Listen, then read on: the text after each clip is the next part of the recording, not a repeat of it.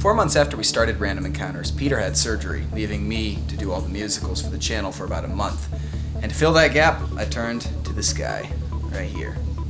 Since 2011, we've actually owed a viewer an award on Pac-Man the Musical, and today's the day that we're finally going to show you how we did some Pac-Man claymation. I mentioned before to you guys that the original Pac-Man file was not called Pac-Man the Musical, it was called Poor Goomba, actually, because it was supposed to be a Mario song.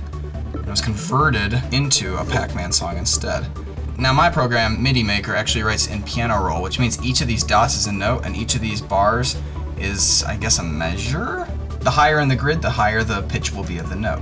Of course, the longer the note is drawn this way, the longer it will play for. So a note that's only one beat like that will play for just a moment, bop.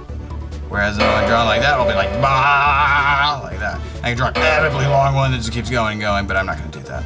My software gives me 8 different tracks that I can choose between up here and give them different instruments. And then down here I can mute them if I'm working on, say, really, only 1 or 2 of them that I want to hear at once. That can make it really easy to find out what they're doing differently from each other.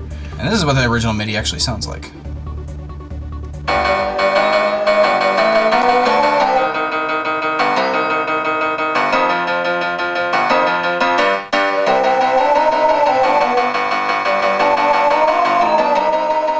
The thing about claymation is you need a miniature set in order to put your performers onto. For that, we use some of these. They're little styrofoam blocks called project bricks. You get them at Michael's. Here, dump them out. They look like this, kind of packing peanut size. How cute. All it takes is a couple of these guys and some hot glue and you've got yourself a little set. Now this part of the process is kind of long and boring, so it helps if you have some arts and crafts kind of friends to come over and give you a hand with it. Once you got your set, it's time to start with some clay. You got some left over already. Here's a full bar of it, actually never opened. Didn't really need it. White, black, and then whatever color your characters are is going to be kind of the most important.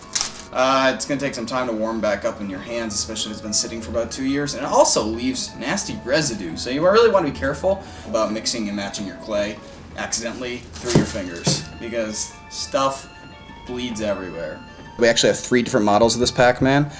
They had one with the mouth open more, then open the most, and then this guy with his mouth completely shut.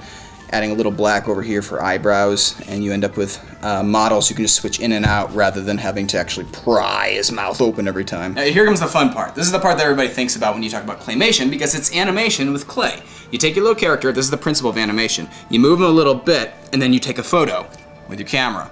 And then you're going to come back and you're going to move him a little bit more. And do this enough times, it looks like when played in order, the guy is moving. Very choppily, but he's moving still. Now the camera, this is the tricky part. You have to wire a camera into your computer for this. You don't have to, but it's easier. And then you have technology over here that you can control the camera with your computer. Therefore you don't, mess this up and bobble it around and have a picture that's exactly, just like that. So it works a lot better if you can use your computer to take all your pictures over here.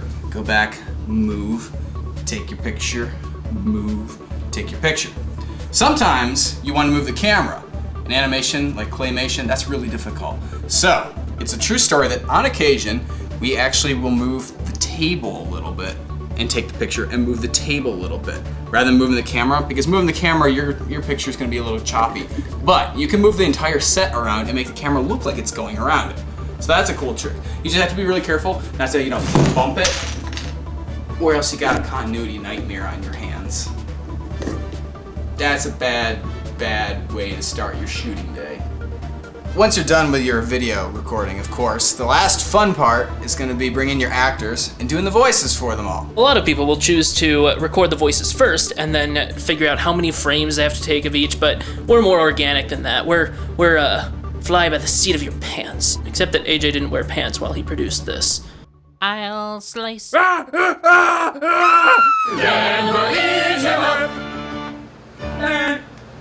So there you have it. That's how we made our first and only stop motion musical so far. But if you'd like to see us make another stop motion musical, post in the comments which game you think would make a pretty good one.